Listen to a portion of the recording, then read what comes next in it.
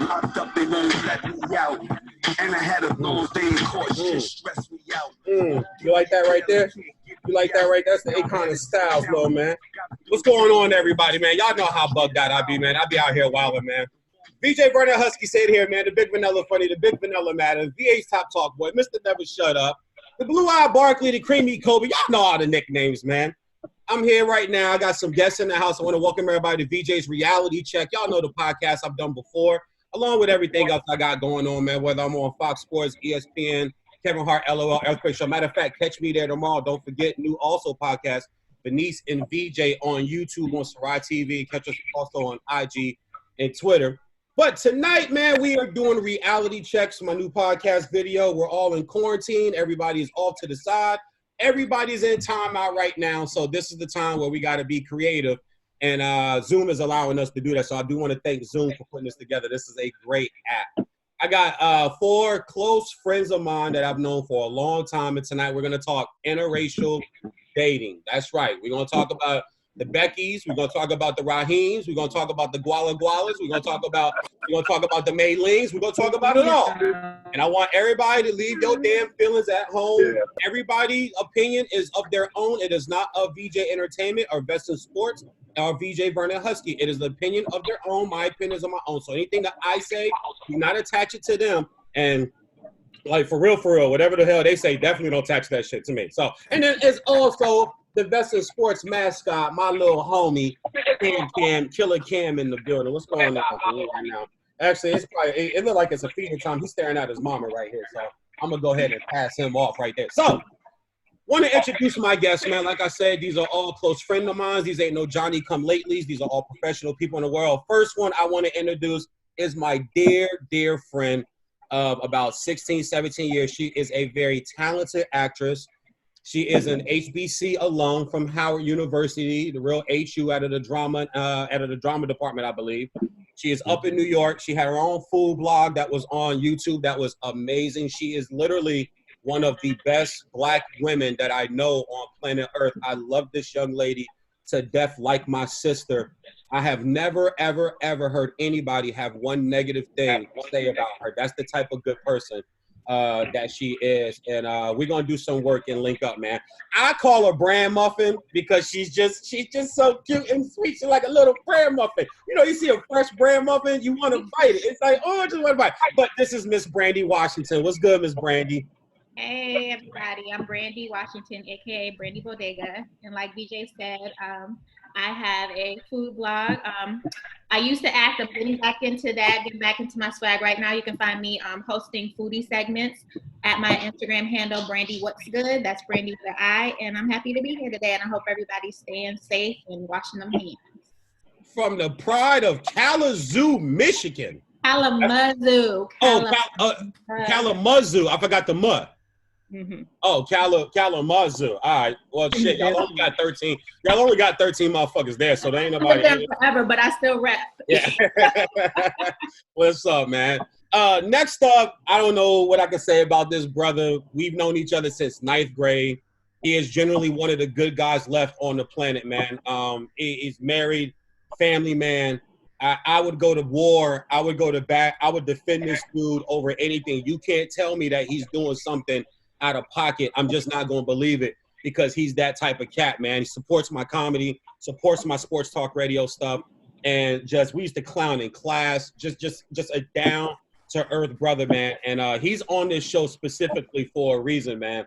Big Pittsburgh Steelers fan, HBCU alum from Virginia State. So all you Virginia State alumni out there, he's repping y'all right now. My man, Mr. Claire. He go by CR, but his name is Clarence Smith. What up, C? What's up? Good, man. Good. Got the I see you got the Garfield, repping the Garfield High School T-shirt on there. Yes,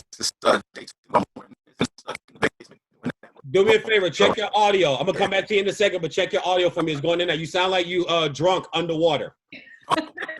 The next gentleman is in his car driving right now. I asked his ass not to be driving because he did that shit yesterday and fuck the show all up, but I'm gonna let him slide because this is my dude. He's out of Chicago. We've headlined the Ha Ha together. We've headlined the Ice House together. Me and this cat have done a lot of comedy work, a lot of brotherhood conversations, man. There was one night, I ain't gonna tell the whole story, but I was feeling out of pocket about a situation from a celebrity comedian out here, big name celebrity comedian out here, and the only person that reached out to me and told me, yo, V, leave that alone, bro. It's all gonna come out in the wash. Leave that alone, and you gonna be all right, man. But that ain't your fight right now. That ain't your battle. And I didn't want to hear that first. But the only comedian to reach out to me, because a lot of people knew what happened. The only one to reach out to me was like, bro, don't self-destruct. Keep doing you. And he ended up being right, because everything that we thought was gonna happen happened. It was this dude that called me that night. He didn't have to, and we had really kind of just met. But he saw something in me. I saw something in him. And he's just a great guy. He performed at my comedy special that I shot out here 2 years ago. The first one that I did independently with Veejay Entertainment LLC.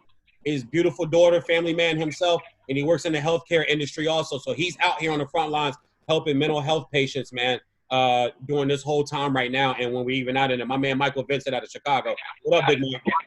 What's good, man? What's poppin'? Nothing much, man. Thanks for joining in. And Love. last but not least, oh my God. Oh my goodness gracious. Oh my Here God. we go. Oh my God. Here we go. Oh my God. This one. Hold on. Let me take a drink. See myself laughing so Let me take a hard. drink. Here we All right. go. This young lady, man, I don't have enough good stuff to say about her. We've known each other since the 9th grade. We have been in constant contact from that point on.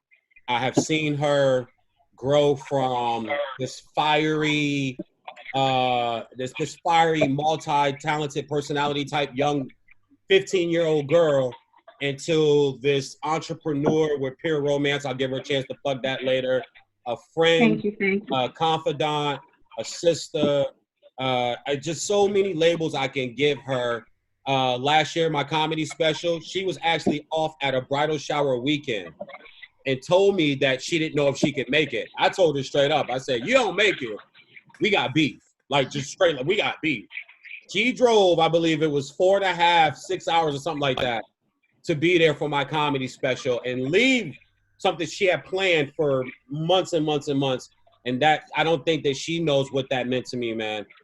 She goes by Charlie Tudes because she always got an attitude. That's how she goes. She always got an attitude.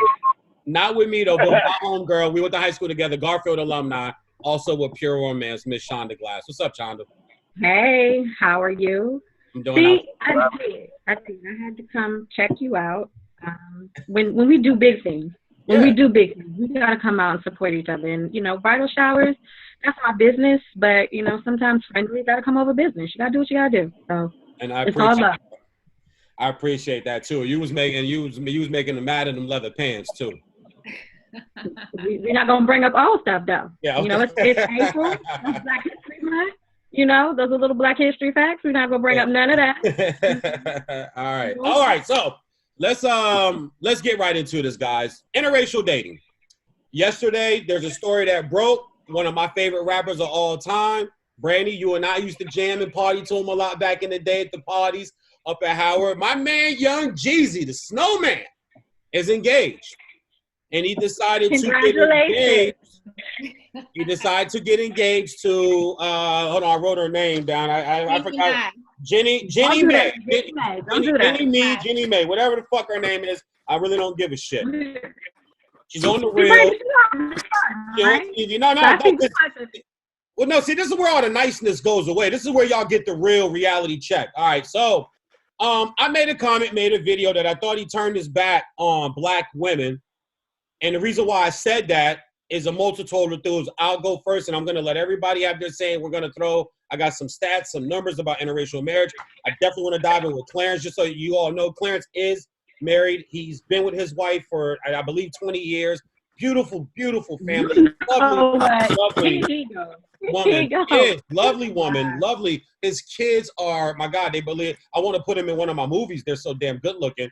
And we'll dive into all of that. But my purpose for saying that was, I am a man who believes that because of the country that we live in, and because of the things that Black women have been through in this country, where Black women have been raped in front of other slaves. We can go all the way back to the slave days. Black women have had their children stripped away from them and fed to alligators. Black women have had to raise single-family homes when the deconstruction of the Black home plan was put into place in America. Black women have had to endure more, in my opinion, than any other species or race on planet Earth. Being that said, I believe that when a Black man gets on, when you cash in and you decide to take a queen to share that cash in with, and to share those monies, those riches, those red carpets, the trips to Paris, the trips to the islands, I personally just believe you owe that to a Black woman. You want to date who you want to date, I don't care. I don't have anything against any other female race. I don't. I see beautiful women of all nationalities. I'm telling you where I come from in my mindset because of what I've seen. I understand that there are more mixed people now. I get people that clown me. Well, how could you say that? Look at you. Somebody raped one here. Yeah, they might have, and that might be true. I am almond the vanilla. Okay, I do have the Malibu ocean blue eyes. Yeah, I do. You see them, but I live my life as a Black man.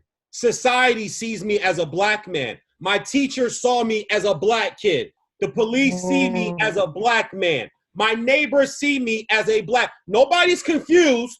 Nobody looks and goes, he might. No. They know I dress Black. I act Black. I talk Black. I eat Black. I watch Black. I listen Black. I'm Black. Regardless of all this you see, I'm Black. Blackity black, black. Everybody got that? BJ's Black. There we go. There we go. So, Blackity black, black. I want to start with you, Brandy, on just that first little part right there. Am I off because I feel that way? Is there some solace there? Do you agree? Do you disagree? Black man, get on. Pro athlete, rapper, actor. Do you feel, as I do or opposite, that you kind of owe it to your sisters to put them on and share that with them because of what our Black women have been through? Brandy first. I believe I agree with you on a lot of your points.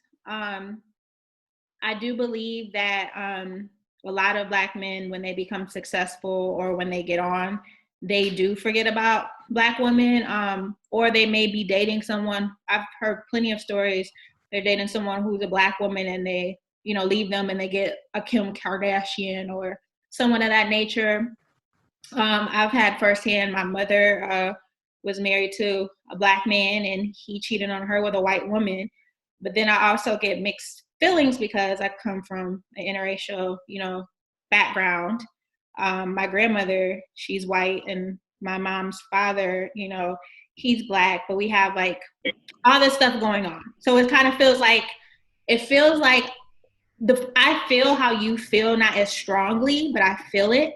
But then it feels like if that never existed, my existence wouldn't be here. I wouldn't be here. So it's kind of like because I was raised Black, my mom, she was adopted because her mother gave her up for adoption because she was a Black kid who could have passed, because my mom, she could have definitely passed for white.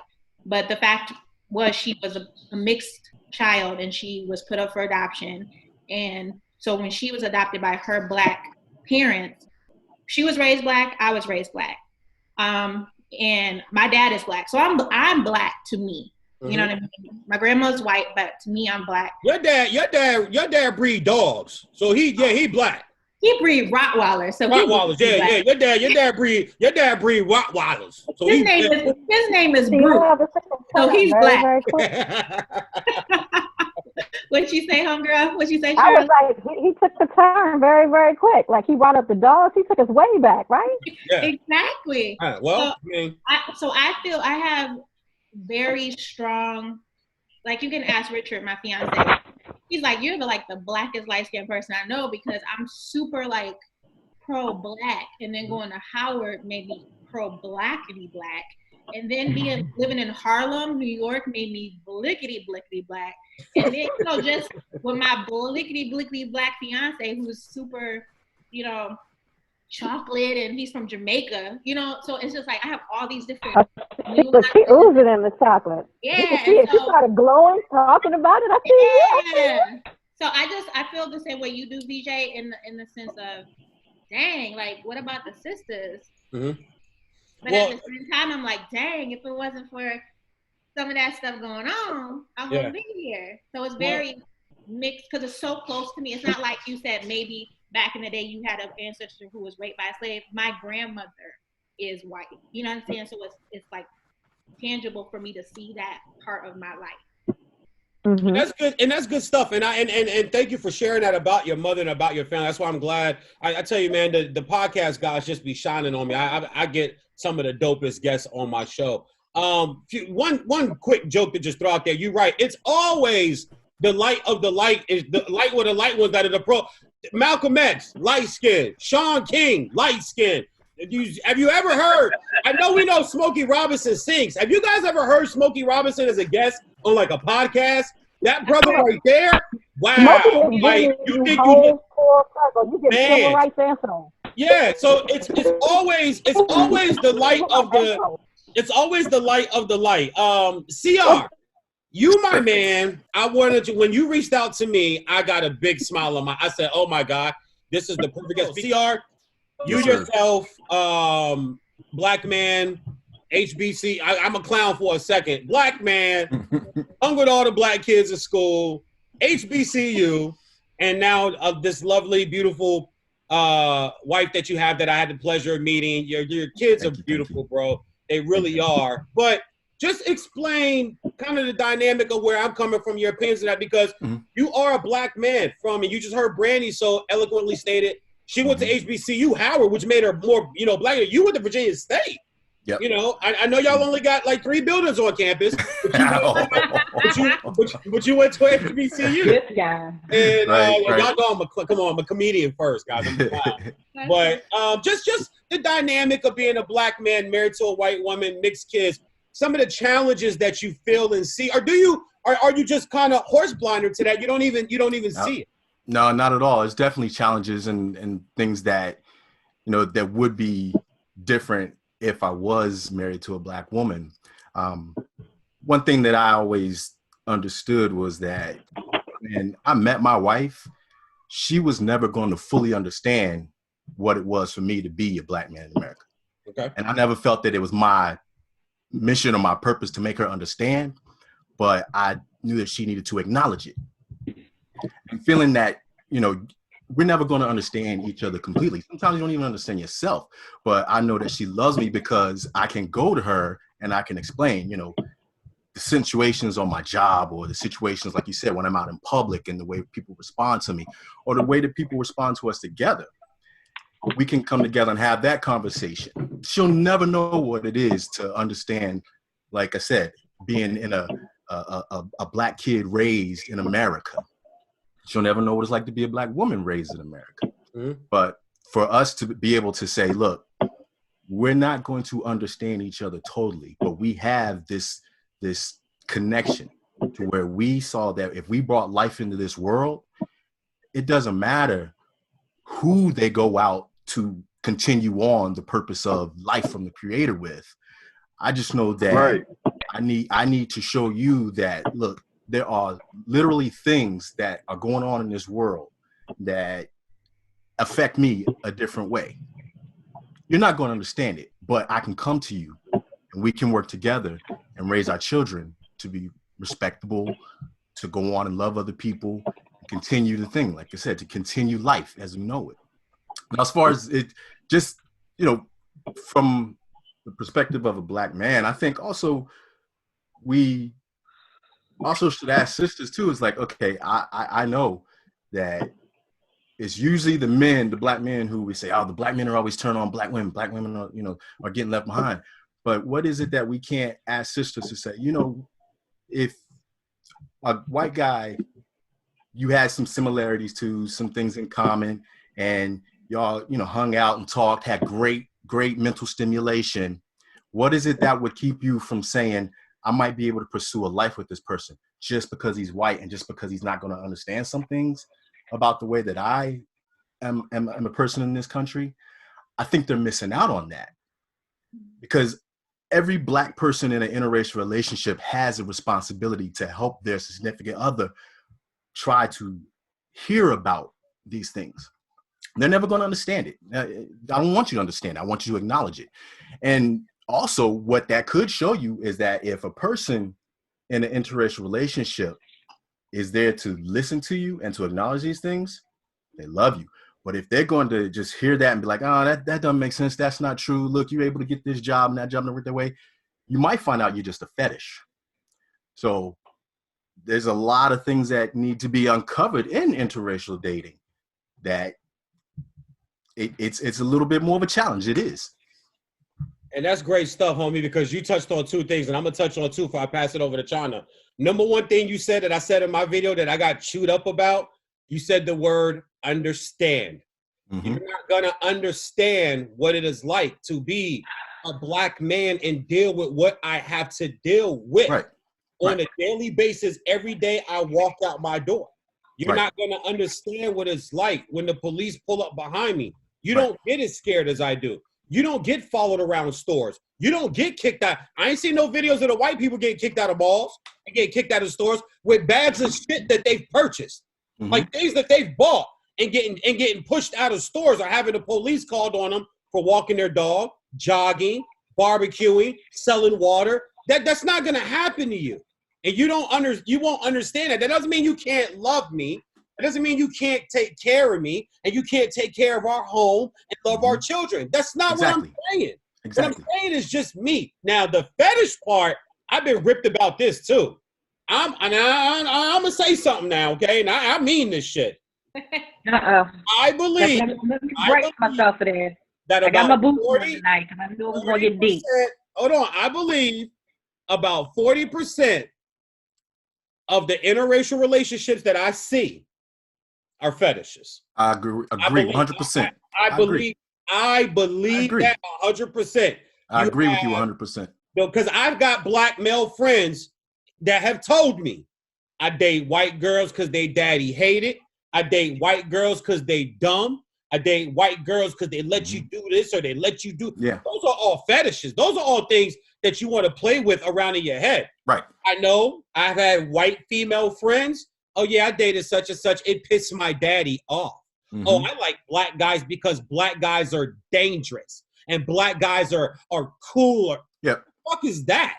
That shit's a fetish, and that's dangerous to play with, in my opinion. That's super fucking dangerous to play with when you start putting them type of tags. Now, I'm not saying all, but I say about 40 to 45%, even in the business world. You know why I didn't like the TV show Scandal? You know why I never watched one episode? Because if it was a black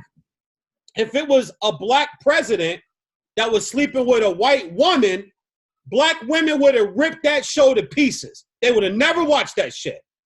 But there's always well, shit, you got to come up how you come up. Or it's the same thing I say about the Black emasculation of the Black man. And Black women don't like this either. Nobody supports it other than white people more than Black women. And I'll explain really quick and we'll go to Shonda. How many times have you seen a Black male, that's either gay, in heels, purse, makeup? Most Black women, yeah, go on, girl. Go on, B. That's right, girl. Work it. Whether you want to admit it or not, you're supporting that and encouraging that.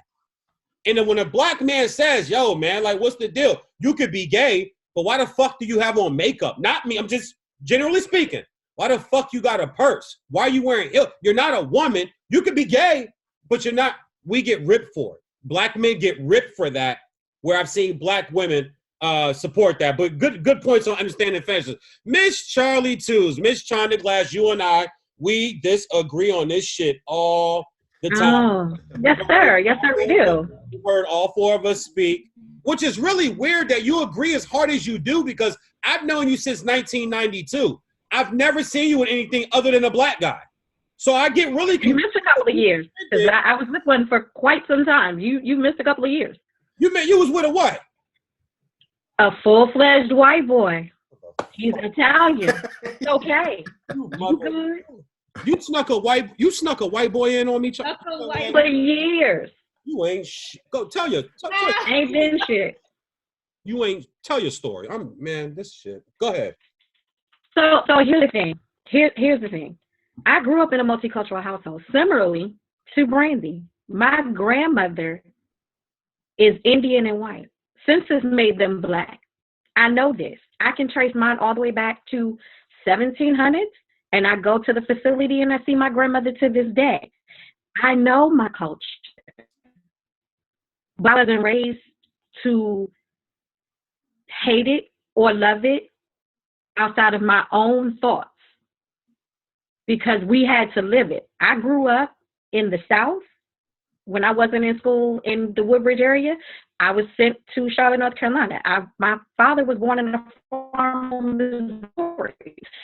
Where my family is on that line is you are not supposed to exist because it's illegal for you to exist.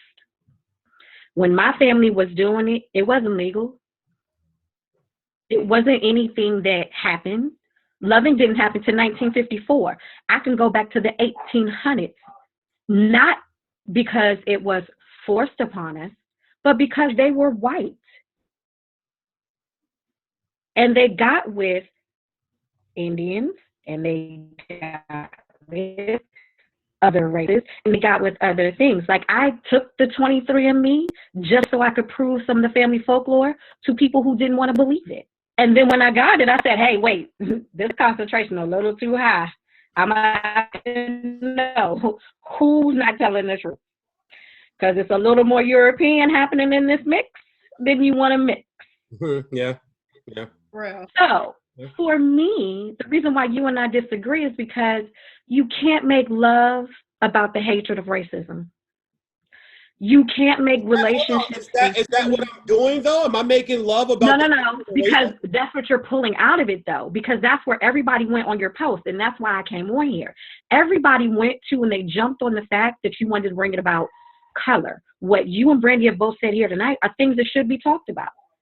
Can she relate to him on a cultural level? The way that post came out, you wanted to bring up Jim Crow. Everybody saw Beloved. They saw Django. They were heated with you because you struck a trigger. But what you said here in this post, we can all talk about, and we can have educated conversation about the fact that I won't know what it's like to be the Italian partner to the Italian man that I dated. I also will never be a black man. We can find common ground because of my culture. I can tell him I might not know what it feels like to be a black man, but I know what it feels like to walk into a room of black women and be the lightest thing in there, and colorism hits me too. Yeah. And I can tell you what it was like when I walked with the white boy on my arm and everybody bigged up him as a DJ and they thought he was the greatest thing smoking. And the minute they saw him on my arm, every brother in the room went, His clout took 10 steps down. Now, you were just loving it up. You hired him. He's spinning records. He's the hottest thing smoking.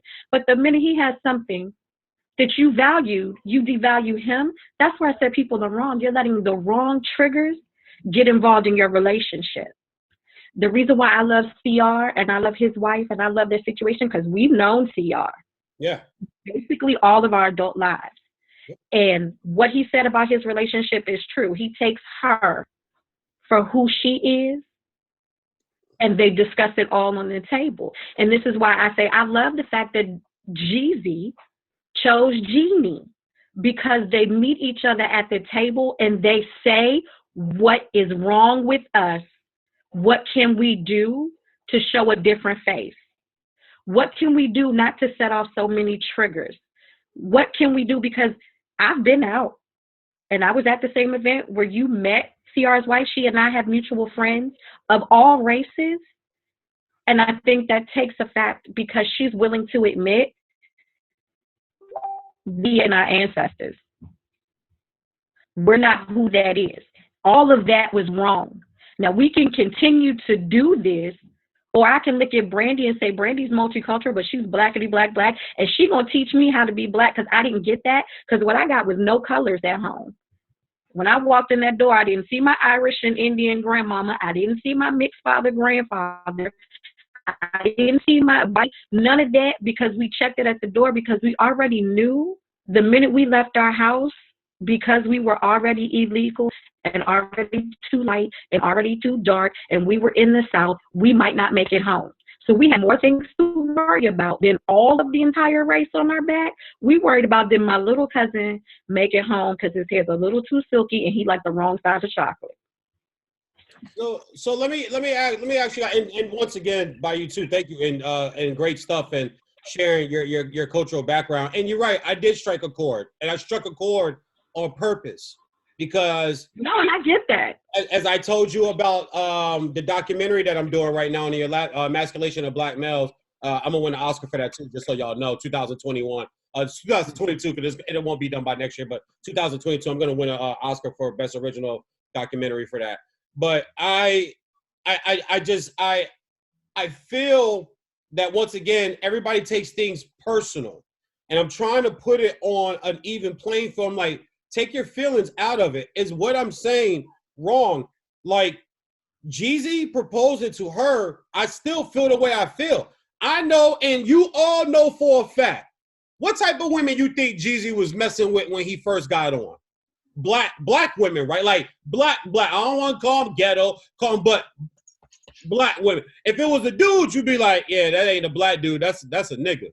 That ain't he was messing with Black women when he first got on, and it's like Charlie was saying, she dated all these Black men, and she happened to stumble upon some Italian dude. You know, that didn't work out apparently. And so now if she's with somebody now who's not, whatever, but like he met her in the course of life, and he probably is accustomed to dating Black women, but it wasn't like Jeezy. Like, okay, so there's some things. There's like my mom's ex-husband who blackity black as the crack in the wall, but every time he went to date somebody, they had to be a certain skin color.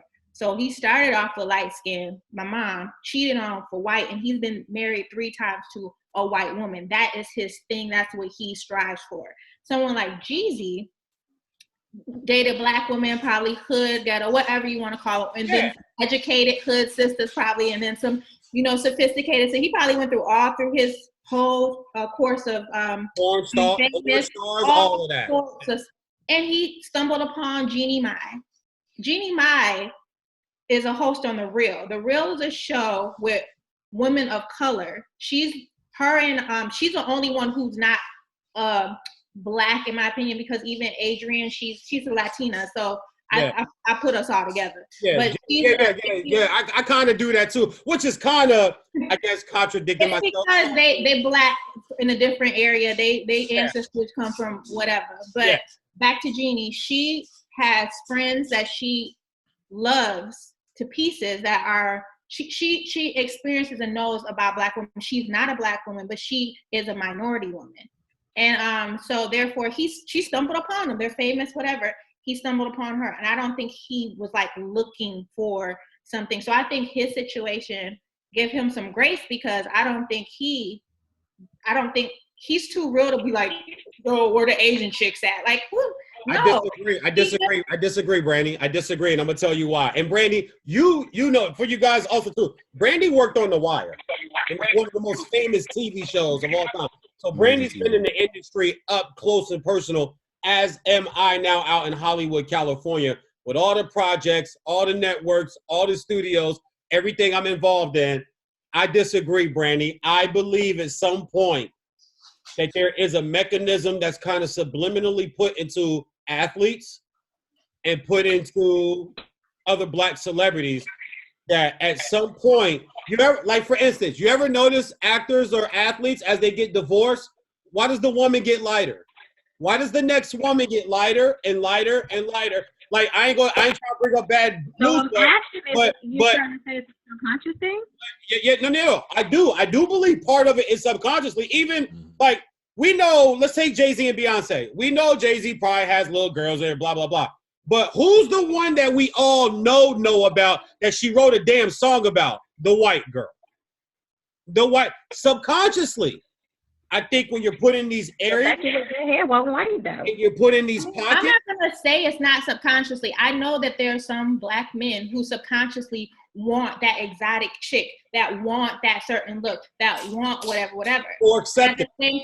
I know that, but what I'm saying is you have to look at patterns. You have to look at what you see. Now, have you seen Jeezy date a white woman before? I don't know. I don't follow his track record. He did. I do. He did. There was this one Instagram chick with fake tits. The same chick that Michael Blackson was blasting all over his IG about 6-7 months ago. Y'all remember that girl? Okay, so if that's the case, but I don't follow him, so no, I don't. If that's the case, track records speak for themselves. But my thing is, it could be a multitude of things, and so it's like as a whole, and to me, as a whole, Black men, some of them be tripping. I'm not even like some of them do be tripping. Like you said, when I'm agreeing with you on that one. I'm agreeing with you on that one. Because right, and I have heard Black men say to a room full of Black women, that Black women have too much attitude and white women don't give them that. But I've heard things like that. Yeah. And that's yeah. I've also heard. Hold on a second, ladies. Jump in there, Clarence. No, just to what Brandy's point was saying is like, I have cousins and family members who specifically say, "Oh, I can't date Black women because they're too loud or too ghetto or too urban." And I'm like, hold up, my aunt raised you, man. I should smack you in the face for saying that. And unfortunately, I think what's missing is there's a certain educational aspect that your parents have to put into you. Just like I said, where every Black person in a multicultural interracial relationship has a responsibility to enlighten their significant other or their partner about those experiences. But if there's a Black man who's saying, "Oh, I won't date Black women," that's self-hate. And like when self-hate comes into the equation, that's where it's poisonous. On the other side of self-hate, there's self-unawareness, where someone who just doesn't know is like, "Hey, you don't know what you don't know, so I can't blame you for something that you don't know." And if you're been raised around a bunch of different people, or just white people, or just a specific genre or a race, you don't know what you don't know.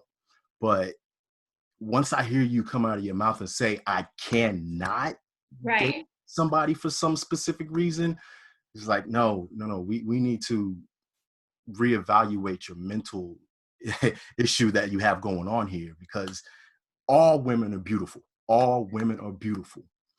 Like I said, that's not true. That's not true. All women are beautiful. Nigga, the lunch lady, our sophomore year in the upper cafeteria, well, nigga, okay, she had a beard. Well, here's why I say all women are beautiful, and I say this because, and I get spiritual. I get spiritual on things.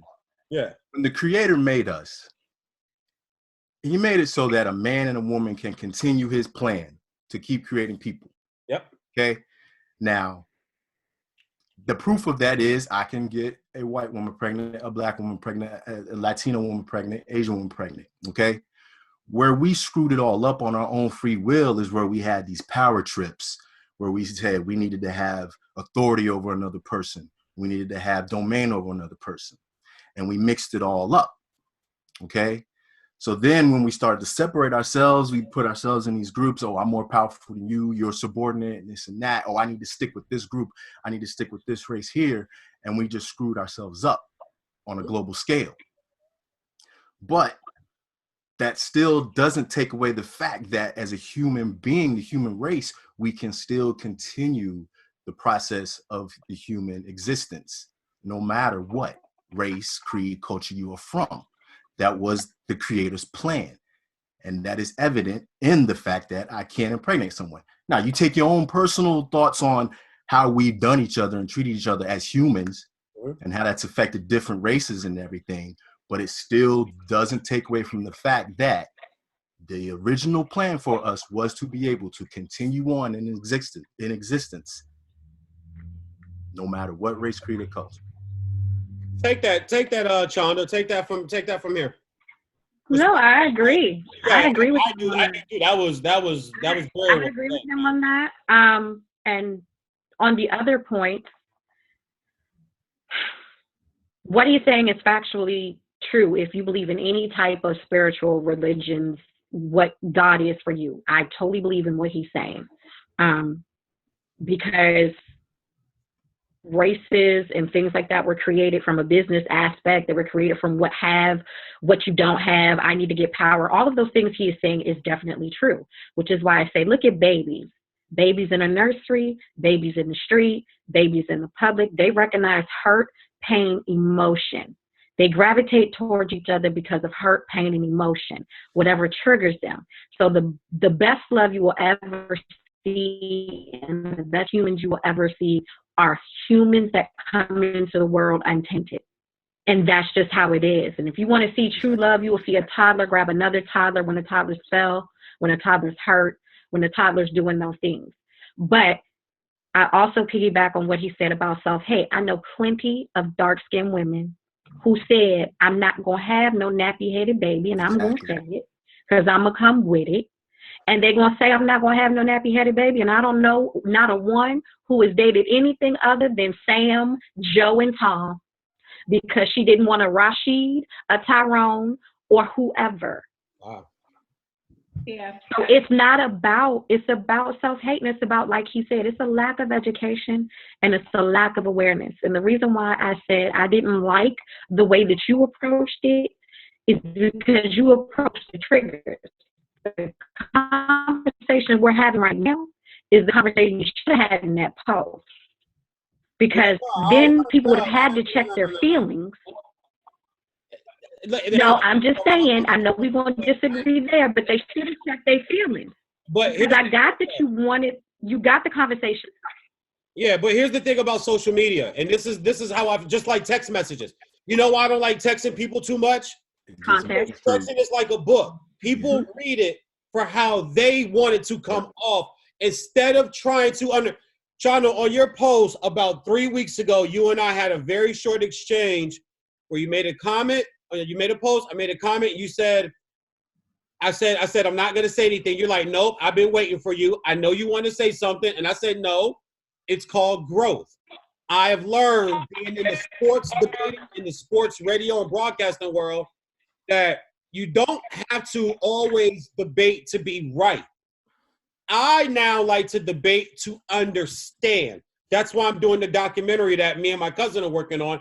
We're trying to understand, get the conversation going, because in the Black culture, a lot of times we were raised on, you better not do this, you better not do that, you better not do this, you better not do that. And we weren't allowed to ask why. Right? We weren't allowed to ask why. Why would you get in trouble? Why mean you were being disrespectful? But I'm a human being. If you tell me, don't go to that restaurant, I'm not just gonna go, okay. I'm gonna go. Restaurant. Well, why not? Why not? Yo, hold on. What's going on? Oh, what's going on over there? I want to know.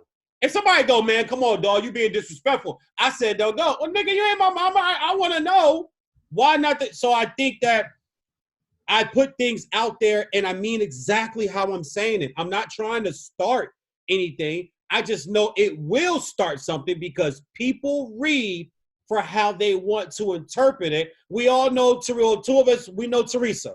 Both of you guys know Teresa Nugent. Teresa and I go back and forth with this, and I finally told her last night through text message. You guys read it on the post. I told her through text message. I said, you need to take your own personal issue out of this. I didn't say you couldn't keep a home. I was in Colorado covering a college football game this past fall for ESPN Radio. You guys saw the picture. I met up with Teresa 2 days in a row. I've known Teresa since the 4th grade. I love that girl. But I never said a white woman could take. I see the way Clarence's wife, I see the way Rebecca takes care of that family. It takes care of that home. That's not what the hell I'm talking about. Yeah. I'm not talking about that shit. I know a woman can do what a woman is supposed to do, or chooses, I don't want to use suppose, but chooses to do as far as take care of her man, take care of her home. But you cannot, just me, and maybe, and you guys are turning me. I'll be honest with you. All three of you have said something that I'm going to take from here tonight and kind of rethink. I'm not changing how I feel, but maybe I will rethink. I still love Black women. I love the way Black women look. I love the way they taste. I love the way y'all taste. I love the way they walk. I love the way they talk. I love the way they dress. I love the way they smell. I love the way they sweat. I love black women. That doesn't mean I'm against anything else. I just choose black women. I want my kids to be black. I wanted to have my children with a black woman. It feels like black men are the only ones that aren't allowed to say that. If a white woman goes, well, these niggas ain't shit, I'm gonna find me a white boy.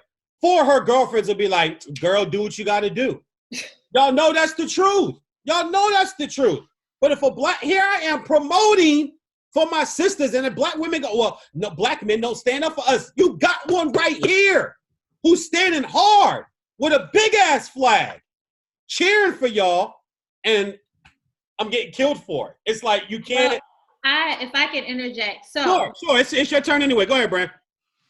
So I appreciate the cheerleading and the cheering and all that good stuff, but at the same time, it's like I get hit from so many different sides. I'm light skinned. I have a tan right now. Okay, I'm super, and my man is super chocolate, and we get stares, and I'm a black woman, and people stare at us like he shouldn't be with me, or like he has a complex or whatever because he's with a light-skinned black. Yep, I can see that. So, yep, I can see that. So it's different layers to all of this. And then also he's Jamaican, and the Jamaican women, oh, Richard, you're dating, you're bringing color into the family. That their way of saying, you got a light-skinned girl and she's gonna make, and then me on the flip side, on a personal insecure note, because all my life, white girl, Casper, milk and magnesia, whatever the joke is.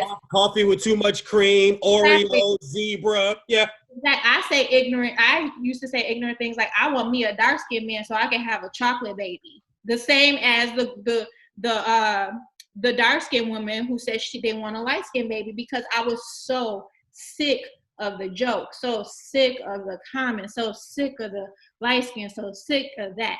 Yeah. That was when I was in high school, when I was in college, and then now as I'm older, I don't give a fuck what nobody has to say. I like my chocolate man because he's sexy to me. He look good. He made me feel good for the past 8 years. He's my fiance. Stop describing him in flavors, please. It's making me very uncomfortable. So yummy. And I don't care what nobody has to say anymore, but we still get looks. We still get, when we get around some of his family, and his family's in Jamaica, so we don't get it a lot, but, oh, Richard, you got a light-skinned girl, you're going to bring color into the family, or whatever that means, because it's actually taking color out. But you know what I mean? That's the term they use.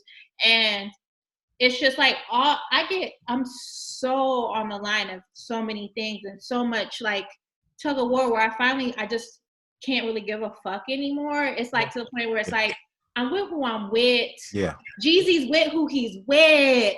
Like, everybody with who the fuck they with. Like, at this point, it's like, Corona is killing motherfuckers. Date a horse for all the fuck I care. Yeah. It's just like, it's just so frustrating because it's like, especially when you are a person who is not even accepted as a full black woman. Like, if I put hashtag melanin wear it, bitch. No. It's like, and it's like there's groups on Instagram, being mad because natural hair care line got light skinned chicks. I have natural hair.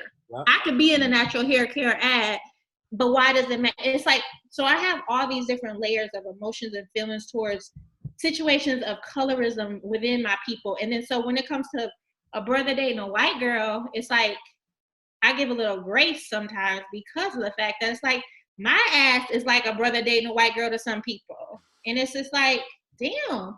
And so I get it when it comes to be a fetish, that's whack. When you say I can't date, I cannot date a black woman and you got a black ass mama, that's whack. You got a black ass sister, that's whack. You got a black ass best friend, that's whack. Cousins you bang with, that's whack. Flip side on the women, I can only date a man with good hair.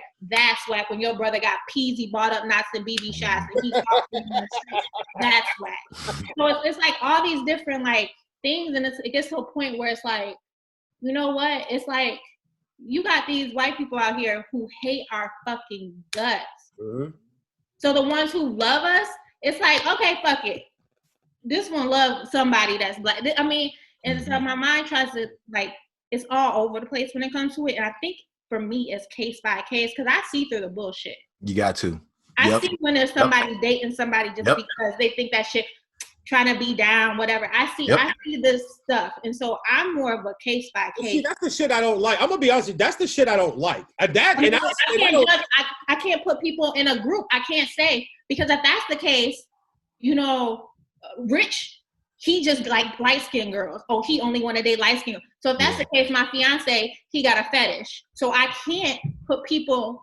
I can't generalize that shit. I'm too much in the thick of things. I'm not a dark-skinned sister who can stand right here and say all this shit. I'm like a light-skinned woman who has so many different layers and so many different bloodlines of shit going on, dating a dark-skinned man. My daddy's dark-skinned as hell. My nana's dark-skinned, but my mama's light as me. And it's like all these different variations of people in my life. And it's like I can't go out and say something about somebody else. Even if sometimes I walk in the mall and I see a black man with a white woman, I do have some thoughts sometimes like, this nigga, Yeah. And then sometimes I'm like, that's their business. Let them do what they want to do. I am all over the fucking place because I am all over the fucking place. Yeah.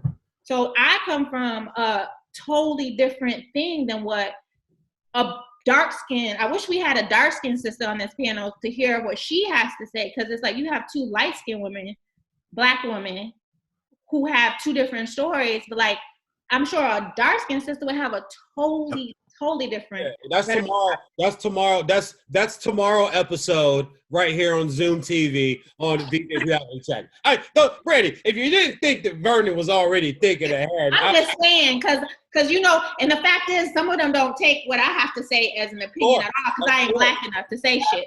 And that's what it is. I don't listen. I know I'm black. You know what I'm saying? Yeah. I know what I possess. Again, when I put the invitation out today, trust me, guys, my inbox.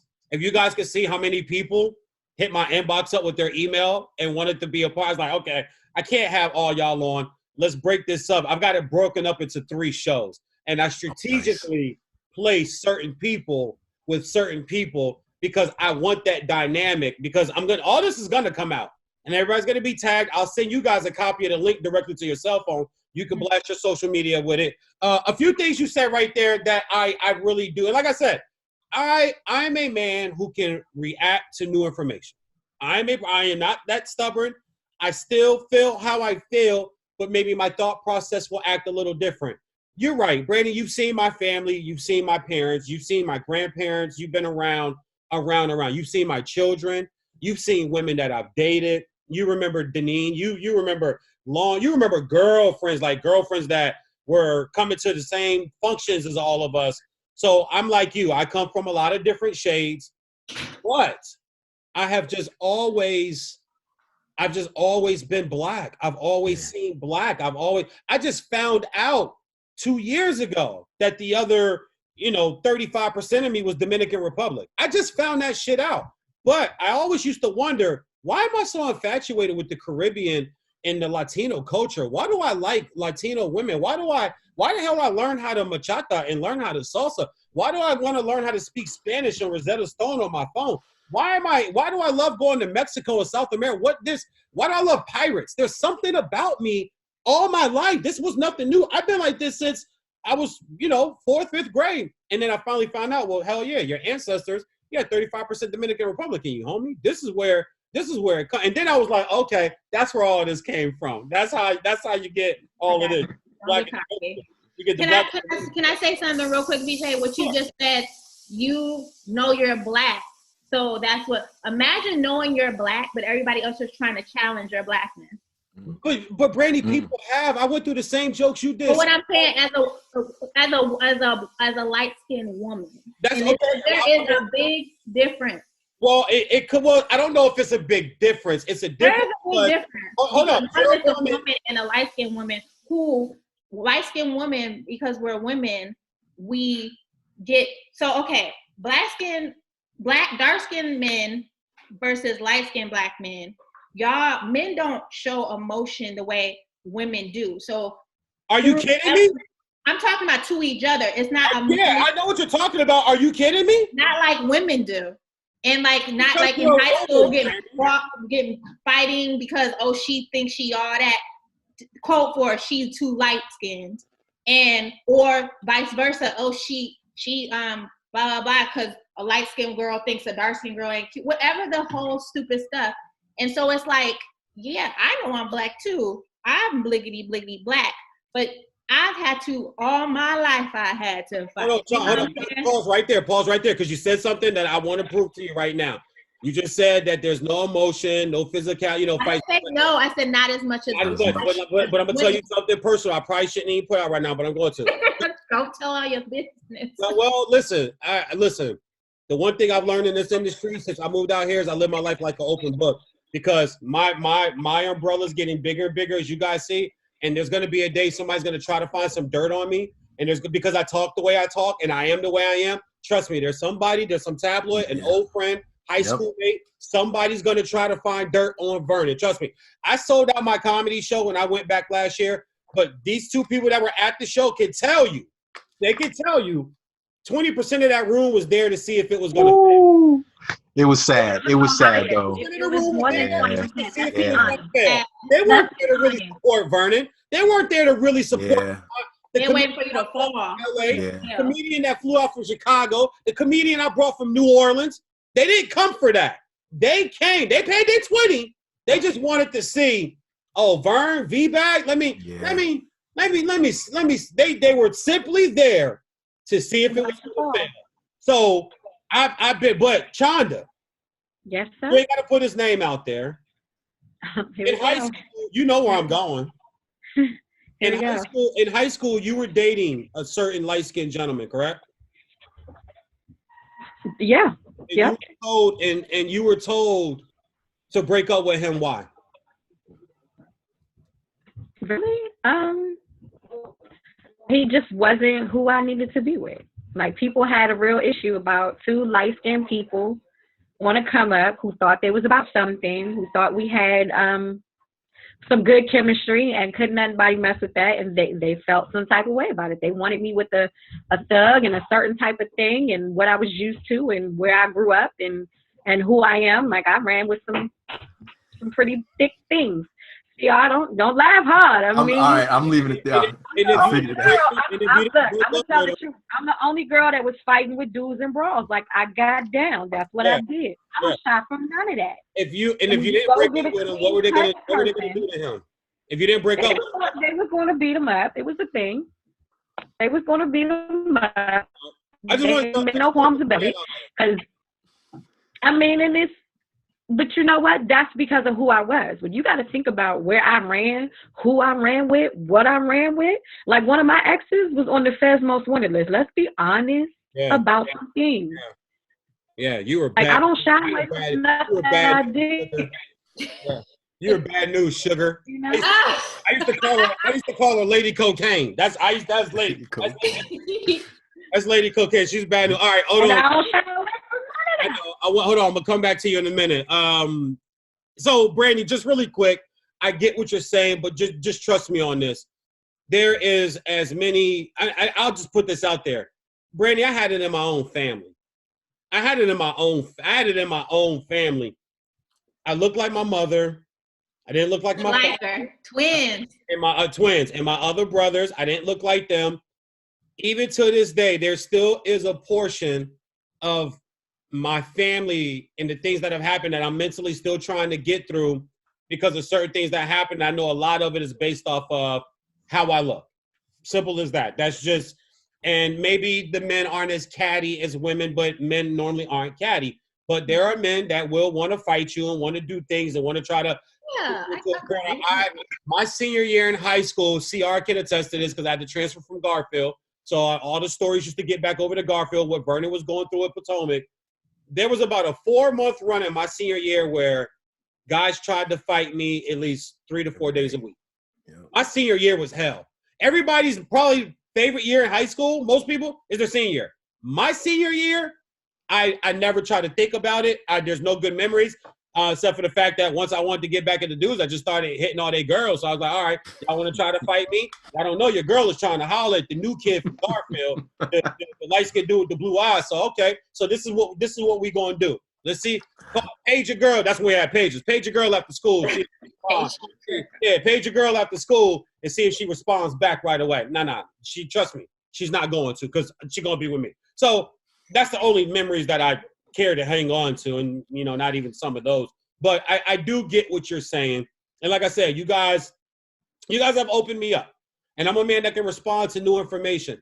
But I honestly do think where a lot of my disdain comes from is because I am a historian about how my people have been treated. I am. And maybe CR's a little right where maybe there's some self-awareness or self-education that I need to go through, which is fine. I don't mind somebody educating me. But for what I see and for what I go through, somebody asked me, could you date someone that's from your oppressor? My opinion is no. You can, because you could do anything. God gave you free will. But would I? No, I would. Not saying, oh, I could not date a white girl. That's not what I'm saying. I could not date an Asian girl. Not what I'm saying either. But I do understand that in the Asian culture, we've seen it on the internet. When I'm watching Asian nail shop people swing brooms at my sisters, I know that may not be the girl that I'm dating, but you come from that though. So when I come to your house for Thanksgiving or I come to your house for Christmas, that older uncle sitting in the chair right there, I don't know if I want to be in a relationship where people can say, well, I don't give a fuck what nobody say about me. True. But I still don't want to be in a house where he think, oh, here come that big yellow ass nigger. I'm not trying to be in that house. I'm not trying to be at that house with the white girl where the uncles tell how many black guy it takes to screw in the light bulb jokes. Fuck that. No, I don't. So therefore, I'll pull myself out of that. If my boy want to go date her, bro, go ahead. I don't care who you mess with. You can do you. My mind is so hard, especially with the way the country's going through right now, with the president that we have, and with some of with the way racism is so rampant, it's so open. I've just taken a stand that I'm gonna fuck with my people. Every other nationality is allowed to do it. I just don't know why we're not to. CR, I got a question for you, brother. Sir. Only you can answer because you're the only one here married interracial marriage. Mm-hmm. Do you think your family? I'll ask it in two parts. One, do you truly think everyone in your family accepts not her, but that you married a white woman? And do you think that there's still anybody in her family that might still look at you as, oh, she bought this nigga? You ain't got to get no names, and you ain't got to be like, yeah, man, her Uncle Remus, fuck him. I hate that nigga. And you ain't got to do all that. But, but I mean, because like you're in it, bro. So I can't speak to it. Like you're in it, man. So yeah. I mean, a lot of people are a product of their environment. So there's some things where some people you're like, all right, you're just an idiot. And then there's some times where you're like, you know what? You're ignorant. Yeah. But you need information. Specific example, my brother-in-law, his parents, they're from Western Pennsylvania. And like their Facebook is full of Trump, and at one point it had the rebel flag on it. And when the big issue with the rebel flag was, why is everybody so upset about the rebel flag? What's going on with the rebel flag? And I responded on the post, and I'm like, well, here, let me help you understand. Because though they said, is this racist? If I don't want to give my rebel flag away, is this racist? And I responded, I said, no, you're not racist, but you may be ignorant. And I'm not saying that to belittle you. What I'm saying is you don't understand why this offends people, why it is so heated. So I took the opportunity not to get mad and, go off and be like, oh, whatever, and get upset. I explained it to them. We get upset by people who cherish the rebel flag because that flag stood for something that hurt us. And hurt isn't even a good explanation of it. And for you to be raised by your generations to keep holding on to that flag, they didn't have this opportunity that you have right now. Somebody right in front of you right now who can explain to you why that is such a touchy thing. after I explained it, you know, I broke it down to the history of the convention, you know, where South Carolina was like, no, we're not giving up our slaves, we're out, and how it all unfolded into the Civil War. And then that's where they finally understood that, oh, okay, well, I just been doing it because, you know, Uncle Joe, he flew the flag, and Grandma Jenny, she flew the flag, and they all flew the flag. But now that I hear it from somebody, if you had never been married to Rebecca, I would have never heard this because I don't have Black friends. But now that I hear you, it makes so much sense to me, and I can understand it now. That's one of those things that I can understand that part. You're not going to understand my culture, but you can understand a specific thing that is painful to my culture. And so I think that was one great opportunity out of, you know, this interracial relationship. For my wife, you know, I have family members, like I said, who some of my cousins are like, oh, I can only date white women, blah, blah, blah, blah, blah. When she comes in and she starts talking about, oh, did you watch Hidden Figures? Or did you watch this? Or CR showed me Eyes on the Prize. He was showing me these different things. Have you seen any of that? Because I don't think you have. If you've seen this, you probably would understand that what you're saying. Hold up. You got a white wife that be schooling niggas? It is, and it's not just she's trying to. It's just one of those things where it's just me doing it. Like I said, I have this obligation to where it's like, hey, check this out. You know, look at this. This is real stuff. This really happened. This is my ancestry. This is my heritage. This is where it came from. But then when you hear cousins who were like, when we're all chatting it up, oh, I only date white chicks. Yeah, I got a white chick, blah, blah, blah. She's like, oh, you know, it's not really about that. That's not how it really works. Check these things out. It's like your mother's beautiful. Your aunt's beautiful. Your grandmother's beautiful. Wow. It's like there's something not right about what you're saying. And so those are opportunities that come from those type of interracial marriages. And it's like, I think that's beautiful in itself, because there's people who never had those opportunities to get a different opinion or a different side from the specific thing that they're like, oh, I have this idea about it, but my idea is skewed to actually have it broken down. So, Shonda, let me ask you a question, and I'll direct it about me, and I'll let all three of you guys get a chance to answer this. Am I too pro-Black to be with a white woman? No. No. See, I here's the I wouldn't fuck it up by saying the wrong shit and being so, you know, pro-Black. Like I wouldn't fuck it up. Can I? I don't want to cut Shonda off. Yeah. I don't want to cut you off, but like when I was saying, it's like people don't believe it when I say I'm extremely pro-Black. It's like I know it. Like I love being Black. Like, how you marry a white woman? I'm like, come on. It's like I don't sit here trying to get my wife. I don't go to my wife and I'm like, we're gonna watch Who Killed Malcolm X and we're gonna watch it. It's like, no, I'm not gonna force that on anybody. Everybody sit the fuck down. Right. I'm not gonna force that on anybody. Everybody sit the fuck down. Right. It's like I'm not. There's some people out there like that though. That's right. There's something that's like that, and they're messed up in the head. That's not my job. She's interested in that because she loves me. Mm-hmm. And when she loves me, those things come along with it, and she starts seeing it like, wow, I wouldn't have learned this in school.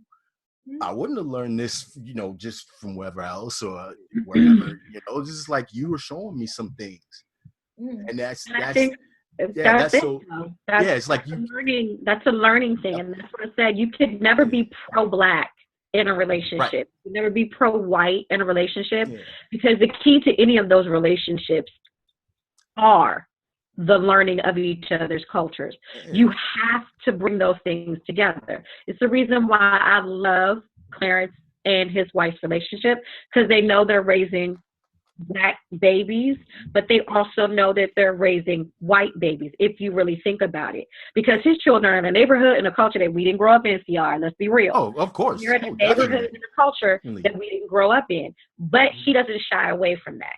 And the reason why I said you could probably date another race now. Could you have dated them younger? No, because it wasn't about being pro-Black then. It was your mind was closed to the situation. So who you are now, you could date whoever you wanted to, because we're all different people in thinking. Right. And that's what it's about. And that's why I said I had no problems, no qualms with you feeling the way that you feel about what you said.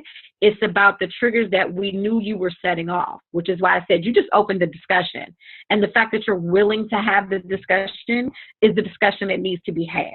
The panel that you have right now is the discussion that needs to be had. Because while Brandy and I can commiserate on how many times we the lightest thing in the room and we hating on from everything in the room and we not black enough for this and we not white enough for that. We as women, when we say that we can bond off of that, she can probably say it for hours, finish 2-3 bottles of wine, talking about how we are not something enough, even in our own home.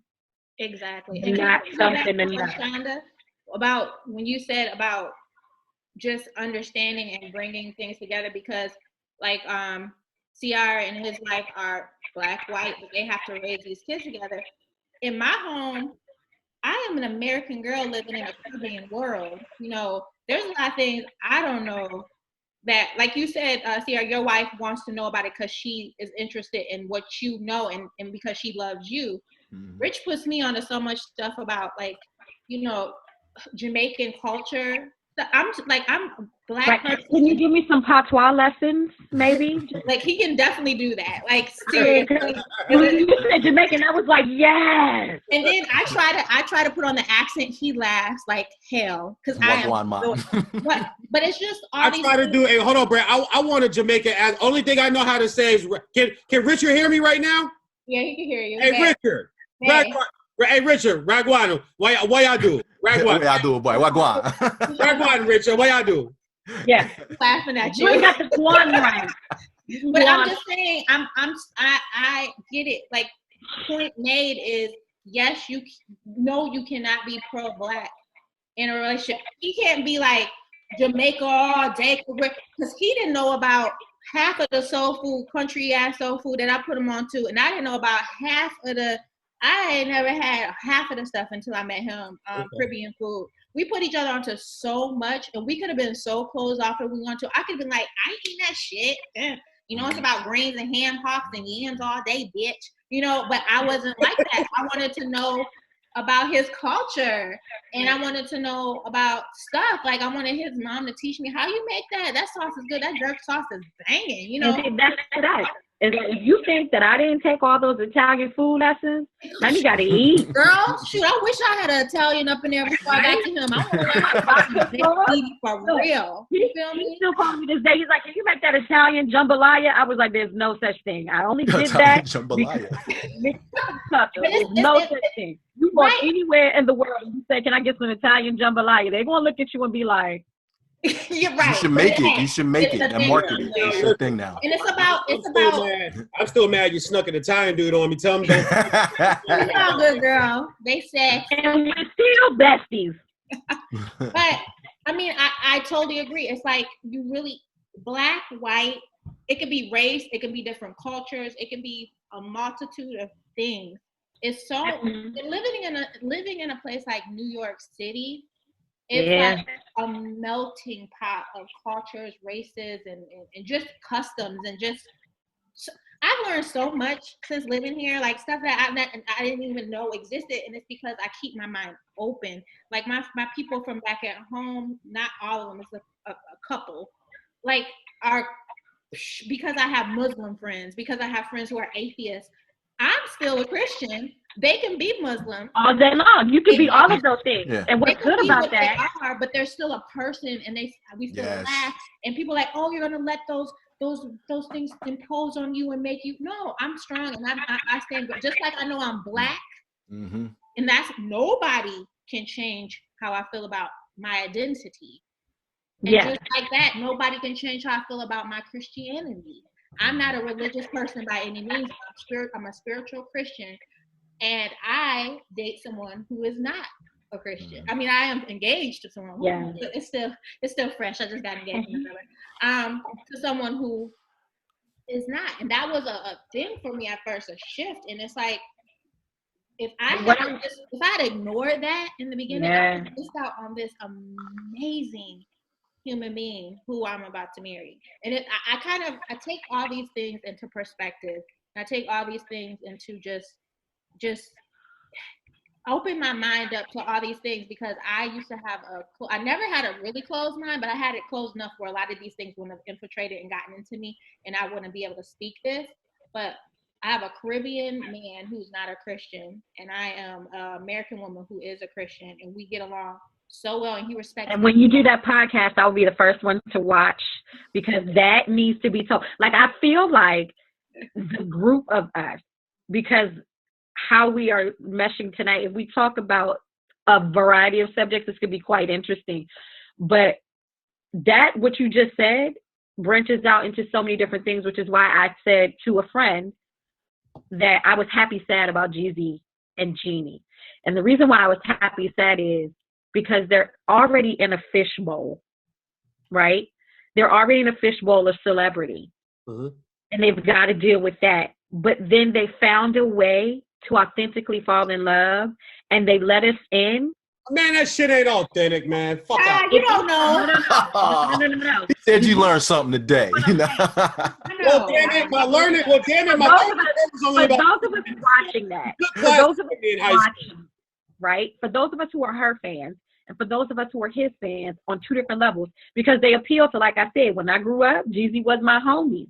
When I got older and I started my business and I started doing the relationships and I started branching out into different cultures, Jeannie, I love like her. she said, she's one of those people I enjoy because she says, this is what I am, honey, but you're not going to make fun of me. And that's what I enjoy about it because she's saying, okay, here's your stereotype. All right, cool. We're all of that. But if that's all you got, what you coming with next? Mm. And that's why I said I love CR and his wife because Rebecca, like she said, she going to hold her own. And she got some of her sisters. And I say sisters because they're my sisters that are friends with her, that if you step on Rebecca wrong, I might punch you. Right. And it's just because of who she's connected to. And it's how she carries herself. And it's the same way I feel about your wife. I don't have to know your wife, be your wife's best friend, but my relationship with you is an extension of that. So she out somewhere and I see her being disrespected, you going to get pimp slapped on the solid of that. If I saw Brandy now out somewhere and somebody's being disrespectful to her, sorry, you get, there's a line of list of people you smack. So, Shauna, exactly. Shauna, and she got ashy hands. She don't use lotion. So she smacks you. She scrape your shit. She had to get in this, right? But see, that's because, and the reason why I keep them that way is because when these knuckles hit you, I got to make sure when I see you the next time, I leave my mark. It's cool. It's all good. Yeah.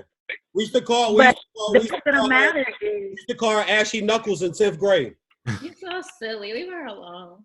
That's because I was a brawler. It's fine. He won't bring up the old stuff. But now that I'm a good, wholesome business person. Exactly. Shonda used to be the only girl in. Y'all remember in the 90s when niggas used to wear the nappy sack with the tie around? You remember the nappy sack? They hung down the back. The Humpty Hump joint. Yeah. Shonda and the Leia Lee were the only two girls in school that rocked that shit. That was basically a symbol of those was two girls you just kind of didn't. Right. Like, nah, nigga, she wear her. And Tims. I love the Leia to this day. Look, she wear her Tims. She wear her Tims unlaced, nigga. You don't want to. You don't want to. Yeah, I used to rock cleats and would punch you with a cleat in a minute. Oh, I remember those cleats. Like some Adidas cleats or something you had, black and white ones. Yeah. Yes, indeed. I would kick you with a cleat. Don't even worry about it. Shauna drunk her straw out. Shauna drunk her milk out the carton in school, nigga. That she. Other little girls was. Nope. She used to hold them shits. You sure there was milk in there? Nope, right. It was not. Let's tell the truth, Randy. I was about to say. It might have been a Russian or two. Yeah, shit wasn't. It wasn't milk. Right. It wasn't milk. Look, but man. the fact of the matter is, the conversation that we had tonight needed to be had. Like, for real, it's content that people need to hear. Because it struck a lot of people. And even me, I had to sit back, like I said, I was happy, sad about the situation. Because I went, dang, Jeezy, does that mean your rap gonna get I don't like all friends. Right? And then I said, well, dang, Jeannie, does this mean you about to hit with something? Because I'm not ready for that.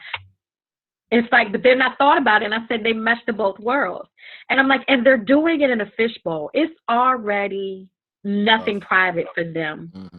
And the fact that they kept what they kept private, and the fact that she goes on her podcast and she lets us in on a little bit.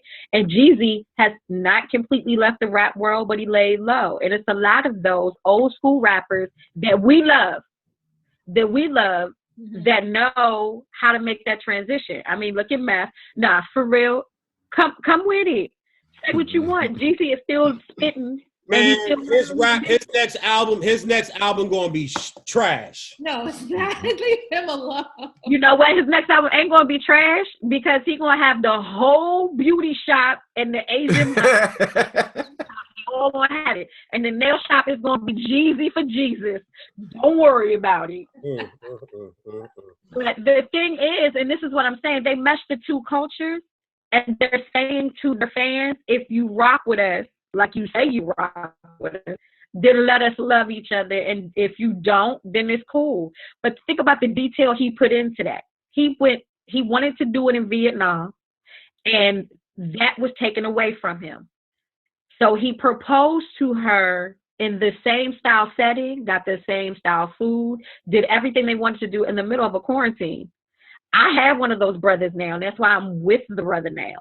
I have one of those people that notices the scars, notices the scratches, notices the differences, rough around my edges, refining me to a tune. It's the same thing we say about right now. She put up with you.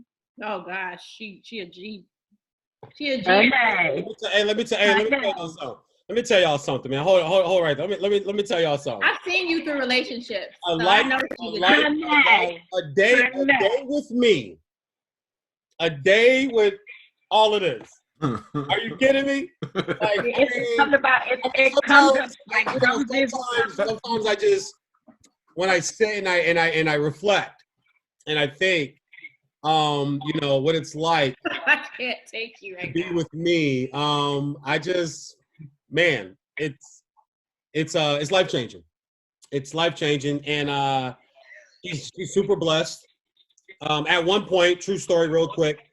Somebody offered her a winning lottery ticket, and they said you can have the winning lottery ticket, or you can stay with Veejay. And this choir is so amazing. Y'all made it. Y'all made it. Yeah. We see what's still there. So I don't know if there's. But this is what I'm saying though. But think about the evolution, and those of us who know you, and those of us and what we know of what she put in. Hold on, real quick. Say, Brandy, what the fuck you mean you see me through? Like, what was I like? What was I like, Brandy? Was I good? Was I bad? You was kind of a hot mess then, but you better. No, you're right. I wasn't shit. I wasn't shit. She said he's putting it all out there. He wasn't shit neither. It was two not shit people together. Well, I see you with more than one she, so. I'm going to say Damn, we had a good Not time. at the same time, just in general. I know, she said so easy. I've seen you with like 9 women, Veejay. Come on. I mean, I've seen you through a few relationships. Nah, you have. Oh, you know what? You have. Bless your heart, Brandy. Bless your heart. We grew up with him, and I've been here the last 30 plus years. I just want to say thank you for sharing that with me. You're the real G. Blessed, and I'm gonna tell you something right now. The best years of those ladies' lives, the best years.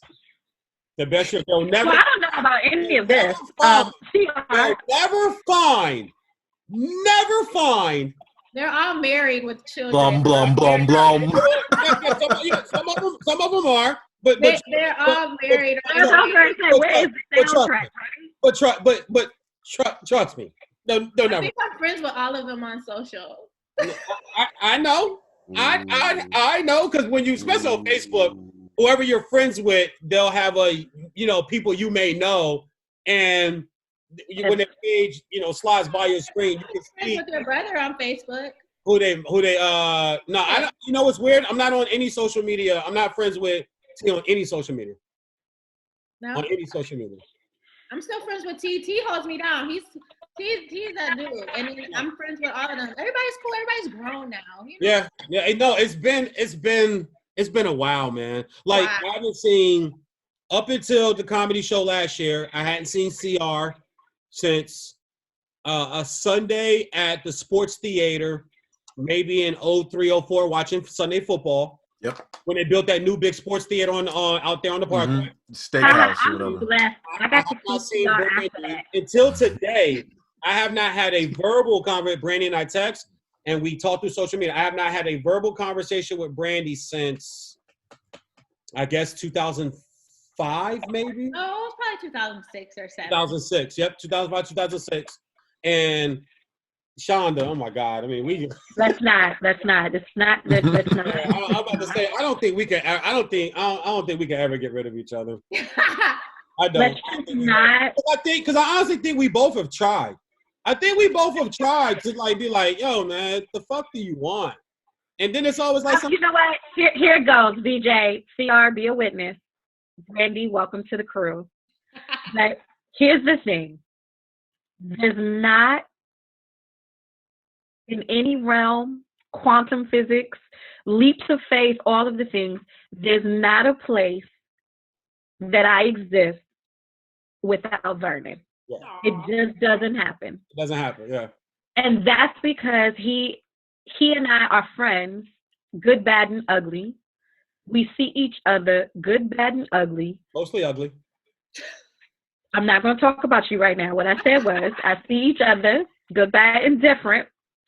And there's not a place where we don't exist for each other. And that's good, right? Because I can count my hand and not use all of my fingers, friends like that. It's the same thing I can say about CR. Yeah. There's not a place in my life that we don't have fun, we don't have a good time. And if somebody came for CR, vice versa, we gonna tell us, you know, look, I got your back, but we got good government jobs to keep. So there's not a place that we don't have who don't care. I'm freelance. I'll fight. Yeah, exactly. Like Brady and I, it's like, listen, man. This side is good. This side is like, I'm freelance. They I'm gonna have to be the bigger person here. Fox Radio hired so people. Brady, So when my freelance take off, Right. I say this all the time. I say God gave me a government job because he know I did not look good in jumpsuits. Let's just be honest. He was like, yeah. Well, you know, the old saying goes is people be like, yo, man, my attitude, I got to watch what I do because I go 0 to 100. I'm like, nigga, I go 0 to prison. So it's not.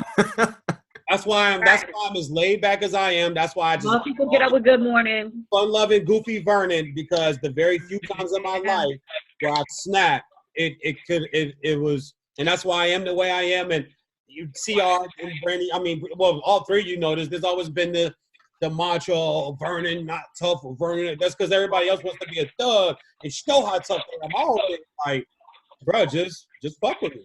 Just fuck with me. Just fuck. I don't have to do a lot of yipping and yapping and talk. And don't bring 30 motherfuckers with you. Ooh, wasn't that the worst thing at Garfield though? If I gotta, Hey, I was the only girl that got suspended when everybody wanted to fight y'all, and I had yes. That was the worst shit. I'm fighting dudes, Brandy. This is not even fair. Vernon so bad, but you got 12 motherfuckers with you. Oh man, I'm right there with you, bro. I got a girl, she brought her whole family with her, and I beat her up in front of them. They let me fight because they all knew me. Oh man, they was gonna fight her. Same situation. That's crazy. I knew that reason I liked this girl. But we're gonna wrap it up. We're gonna wrap it up because we're at an hour. I know I only said an hour, but we're at an hour and 50 minutes, man. And I gotta edit. I'm the one that's gotta sit and edit this shit tonight. You know how long it takes. I do want to tell y'all this, man. You enjoy it. Don't act like that. I do love doing it. You guys have opened my eyes to some things. Clarence, I think some of the things you said have really opened my eyes, bro. As far as self-awareness and then self-education. And as I've said, people can take what they want to take. I do not have anything against any woman from another nationality. I love my black women. I've seen what black women have been through. I see what black women still go through to this day. And I really don't denying it. A lot of brothers that's got a voice that uses their voice for black women. And as my umbrella grows, and as my brand grows, as Veejay Entertainment LLC, Invest in Sports, and Cam J Films, as my companies and everything about people are going to see that brother right there, light and light eyes and all. But that brother right there, man, is about his people. That brother right there is about black women. Even with my comedy, when I did my special, both specials I shot, who hosted? Black females. You know what I'm saying? The films that I write, I don't disrespect black females in any of the shit that I write. Nothing that I write. My comedy. Go to my YouTube channel. Go to Veejay Comedy. I big up. I know my demographic. First of all, my demographic is women 30 to 55, all nationalities. I big women up, but especially black women. And I hate the fact that I see sometimes they shit on black men, and then I see black men shitting on black women. We all got shit with us. Everybody got bones in their closet. You got some dog ass men. You got some hoes. You got some thoughts. You got some gigolos. But then with all of that out of the way, you got some really good black people, man. And I just, you know, people could take. We appreciate you cheerleading for us. I mean, and that's the honesty of it. Is that? And I'm going to continue, and I'll open my eyes up a little more. But I'm going to stand on. I love dating my women. I like to see black couples because black couples keep that black household going. Everybody can do what they want to do. I'm just talking about where I'm coming from. So, Veejay, yes. Before you close out, this needs to be another topic for next time. All right, hold on. I'll write it down. Give it to me. But like you said, you just said you like to see black couples keeping the lineage going and all that good stuff. Yes. As a 38-year-old black woman living in New York, I have friends who are around my age living in Atlanta and other places. I know where she's going. Black men, we're all in the car with her. Black men are still in their minds playing games or not ready to commit or get married, therefore forcing black women to date outside of their race. Okay. Because there are other men who are ready to take those steps. I met my fiance by fluke. I was stood up on a date by another black man, and he happened to be sitting next to me at the bar 8 years ago, and here we are today. Because games were being played, and it took him 8 years to propose to me, and so therefore it's a lot. And that me and him were like here, but there was a good 2 years of that 8 years where I was like, you know, And there's a lot of things going on with black men, in my opinion, up here when it comes to that commitment and to just taking that. I don't know what it is. There's something going on that forces black women to go outside their race when their number one choice is a black man. Well, so that could be another. I'll respond to that, and I'll actually let Chanda and Clarence get on to that really quick if they can. Try to get it under a minute so we can just wrap up. I feel exactly what you're saying because I hear men say the same shit. One of my dear good friends, and I'm not putting out anything out there, don't nobody know. Charlie and Clarence know them both. My homeboy, one of my best friends, Eric Smith, is just out here in LA. I am constantly, Eric was at my wedding. Eric comes to my comedy show. Eric flies out here all the time to see me. And I was on the phone with Germany Turner. You guys know Germany. I was on the phone with Germany Turner the other day, and we were just laughing about it because it's like, it's still the same, you know? Eric ain't settling down. He afraid he gonna miss the freak train. I personally, one of my other best friends is the same way out in Houston. I personally think, Randy, that comes from something that a man is dealing with inside himself. It's an inner battle that he's fighting within himself. Some men it's alcohol. Some men it's weed. Some men it's cocaine. Some men it's the strip club. Some men, I'm gonna just say the word. Some men it's pussy. It's like real talk. It's pussy. It's a drug, and the only way you can beat a drug is you have to, you know, either go to rehab, or you have to be quarantined, or you have to, maybe this period right now is a life reset for some of those men that can't just go out and rip and run around and bounce from chick to chick's crib and be fucking women to fulfill something that he's missing. So my answer to that is, once he figures out what that is and addresses it, he is going to be that guy. He's going to be. It seems so prevalent in the black community. Like it's prevalent in every community. I'm sure it is. Black people, just only black people talk about black. Like with me, I tell people all the, because I've had people say that. But why don't you say nothing when a white woman dates an Asian dude? I say because I don't give a fuck about a white woman dating an Asian dude. But isn't it statistically shows that statistically it shows that black men do not marry at the rate, or it is a thing. This isn't something because I'm a black woman and I only seen it.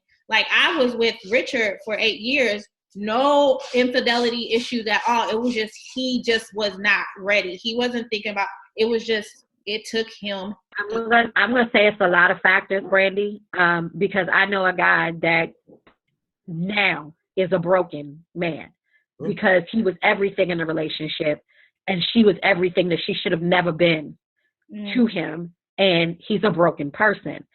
So whoever he gets with now is going to have to put that back together. We all know Humpty Dumpty fell off a wall. Girl, Yeah. that's a mess. So I have to say that. For men too, though. Hold on, it's the same. We can go with this for a minute. Hold on, John. We can go with this one. It's the same for men too. There are black women who take and this is very dangerous. I was jumping on me on that one because I was going to say that I am that woman. We all bring our childhood into our adulthood. Everybody brings their childhood into their adulthood. What's dangerous is when you take from relationship to relationship and you bring to the next relationship. That's where things get dangerous because you got people getting married that shouldn't be married. You got people even just fucking that shouldn't be fucking. You got energy transfer. That shit. Yeah, you got people having a drink that shouldn't be having a drink. It goes that far back. It ain't even got to be in the bed. It ain't got to be at the altar. It could be two motherfuckers sitting at Fridays on a Thursday night having a drink that got no business because the drink leads to convo. The convo leads to attraction. The attraction leads to flirting. The flirting leads to the bedroom. So it starts right there. You know when you sitting there and you in a depressed state and the big titties sit down next to you, you know you probably shouldn't say nothing because you ain't ready for the big titties. But the big titties right next to you. I feel attacked. Wait a whole minute. The big titties are sitting right next to you. You're not ready for right now. Talking to you, I got medium titties. I'm just like I said. I was like, wait a whole minute, sir. Brandy, you stupid. Wait a whole minute. I got medium titties.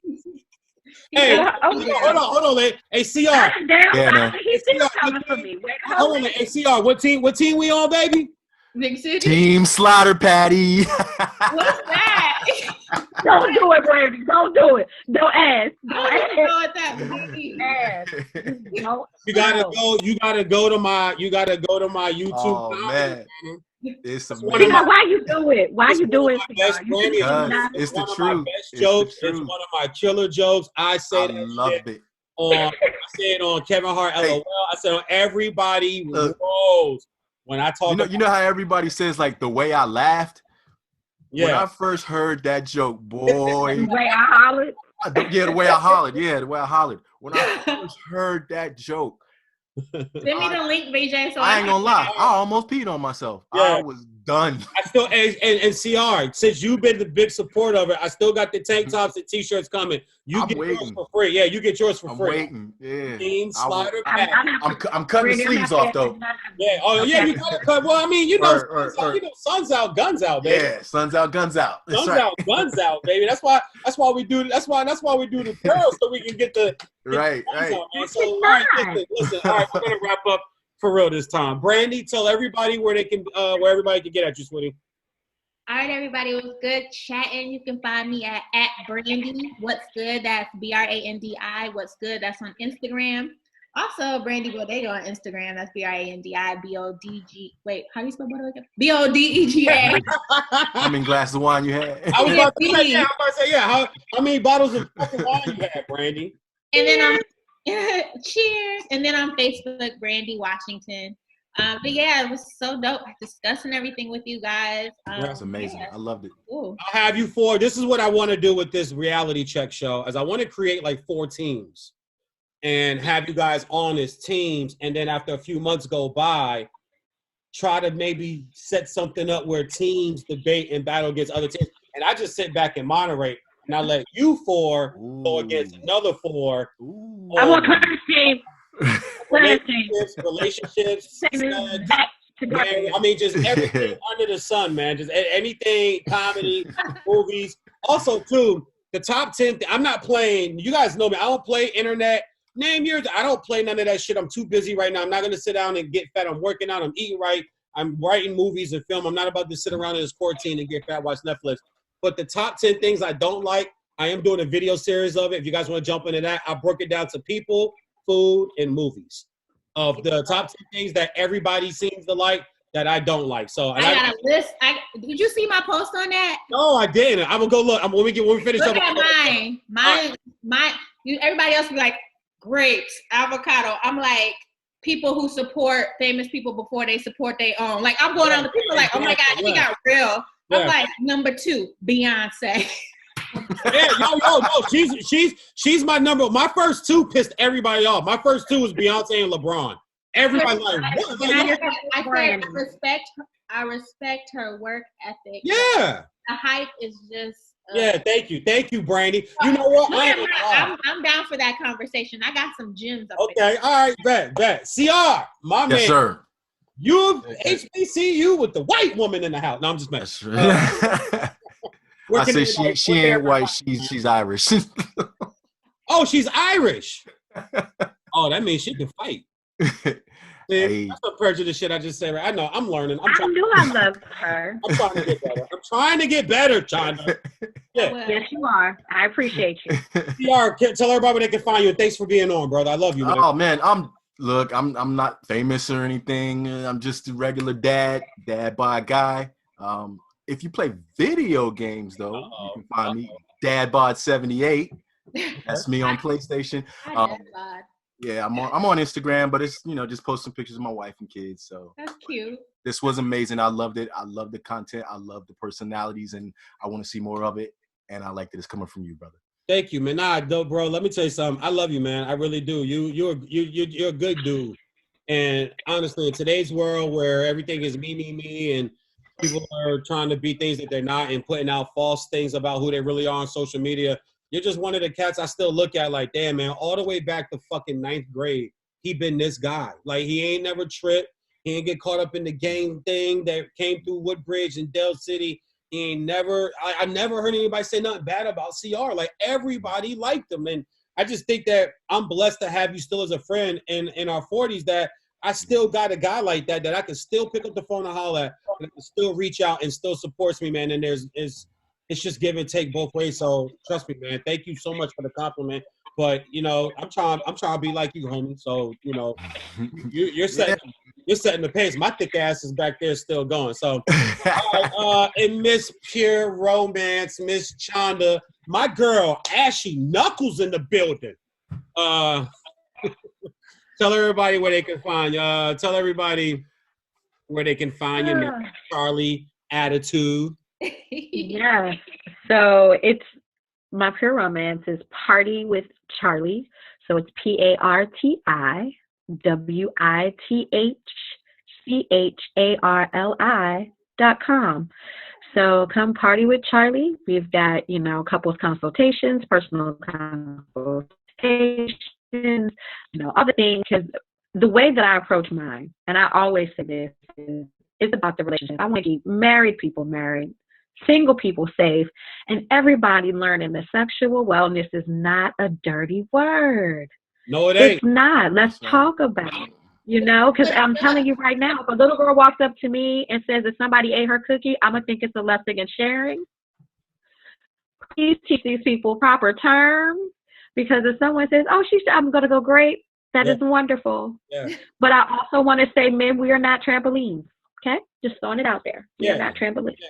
And speaking, the cookie, that's important, because, they call me, I'm the cookie monster. I'm not going to do this, sir. Where you went? Yeah, I'm the cookie monster. If you would like to find me on Facebook, as he said, it is Charlie2, CharlieTudes on all social media, and Party with Charlie on all social media, hashtag PARTI with CHRLI, because I will tell no lies. We're going to get it all the way in. I appreciate you guys so much, man. I love all three of you guys. Brandon, this topic, you got me on this, man, about Black men not ready to settle. But I'm going to add to that. We're going to do a show, Black Men Not Ready to Settle. And then we're going to do the flip side of that show at the same show, Black women searching for the bag. So that kind of goes both ways, because I believe that there are Black women that do certain things for men to trick and get that bag. And then it makes a black man say, well, then why would I settle down when there's so many women out here? I got the bag. I make money. I got the bread. There's so many women that want this. Why would I settle down with? So I think it goes both. I think it goes both. It goes both. Look at the internet right now. I've seen more naked and half-dressed women and women playing with themselves on the internet in the last 2 weeks than I've seen in the last 10 years since social media was really started and really started getting heavy. There's more women now. So what do you want? Like, I would just be real. What do you want a nigga to do? I think there's different classes. I was going to say, there's so many different topics, Brandy. He's covered 4 different things. Yeah. We'll cover it all. We'll do it on the next. We'll do it. I'm coming from the educated, like, professional black people circle is what I'm talking about. Not ballers who are like playing rappers and girls. No, I'm not coming. Hold on, bro. I'm not coming from that either. There are professional men. I'm sure. Who get the bag, and there are professional women. Now remember, Raynell works at ESPN. Okay, I freelance with ESPN Radio. I freelance with Fox Sports and Fox Sports Radio. Working over at Sony Pictures. Professional environments. Okay. I get those lines can be blurred, but back to what I was saying originally, I'm talking about people who are in relationships. Black professional, I'm talking about these men who are black professional men. Maybe I wasn't clear. I'm not talking about the D-boys. I caught what you were throwing. I'm talking about black professional men, and I use Rich as an example because we've been together for 8 years, and it took him that long. Like we're in a full-fledged relationship, lived together, everything. The only thing that was missing was he didn't propose. Like stayed at his mom's house, helped her through her breast cancer, everything. His father passing, everything, and it's just sometimes it's like it really is like something is stopping these men from taking that step, and women get fed up. Black women get fed up and go to another race because, for whatever reasons, they don't, as much as black men, have that sense of it's like, duh, it's a given for them. Yeah, 2 years, 3 years, but black men can linger that shit for 10 years. Yeah. But I resemble that remark, though, Brandy. I think that's a good topic. Because I resemble that remark as a woman. I'm comfortable in mine. I've been in it for years. We live in separate places, but we're very much dedicated to the situation, dedicated to the couple, dedicated to all the things. It's not a thing for us. And I think it's because the weight of the relationship is the important part for us. And like I said, people almost have to tell you, you're in a relationship and then you have to explain it to them. It's like, yes, we are. Like, this is not a conventional thing for you. I had no desires. I wasn't the little girl who dreamed of the white dresses. I wasn't the little girl who had wedding Mrs. anything in my brain. Mm-hmm. And also, in that same token, doesn't mean I don't respect relationships as it is. So I think there's a long line of us women who can be in relationships and not need the title and function, but then I think there's some women that confuse that with wifing it up without, like, I see you and I in the same realm. You were in a monogamous relationship. You were committed in the relationship. You were having the discussion. It wasn't like you were in a situationship. And I think that's what you're talking about, is people get comfortable in situationships. Yeah. But even with me, I mean, I got the ring, but we haven't planned anything yet. This is November. I'm good. I want to enjoy being a fiance. Yes. This is all another day in discussion, but I'm just saying, like, my relationship with him outweighs the title. It's just, if we both discuss these end results, what's taking so fucking long? Yeah, and we'll get to that. But also too, before I really hit the end meeting button on here, I want my wedding invitation, and I'm coming to shake all my vanilla ass all over the reception. Let everybody know. I don't give a fuck who y'all got to bump off the list. I will be in my feelings if I do not get a Richard Ragwan. Wagwan man. Right, Brethren. Red Dot, respect. I got you. You better come to Sedona, Arizona, because That's easy for me. I'm in LA. That's a job. I'm in LA. I ain't gonna fly to New York. I'm there, fresh, looking good, feeling good, smelling good, and damn it, there better be a Soul Train line, and I get to go through twice. I love y'all.